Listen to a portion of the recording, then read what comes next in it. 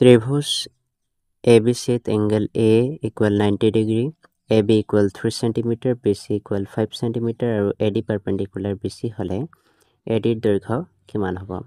ত্ৰিভুজটো হ'ব আমাৰ এনেকুৱা ধৰণৰ। এতিয়া এইটো আমি সমাধান কৰিব হলে প্ৰথমে পাইথাগোৰাছৰ সূত্ৰ ব্যৱহাৰ কৰিব লাগিব। তো আমি পাইথাগোৰাছৰ সূত্ৰ ব্যৱহাৰ কৰি AC ৰ মান পাম 4 cm। তাৰ পাছত আমি AD ৰ মান ওলাব হলে তোমাৰ ইয়াত দুইটা ভূমি আৰু উচ্চতা ওলাই যাব। তো AB ভূমি আৰু AC উচ্চতা সাপেক্ষে আমি তেতিয়া 6 cm ত্ৰিভুজৰ কালিটো পাম।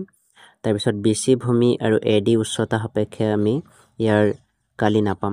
যেহেতু উভয় পক্ষৰ ক্ষেত্ৰফল যদি সমান হয় তেন্তে আমি পাম AD ৰ দৈৰ্ঘ্য 12/5 cm আৰু এইটো হ'বগে ইয়াৰ আমাৰ আনসাৰ আমি সমাধান কৰিলে। ঠিক আছে, ধন্যবাদ।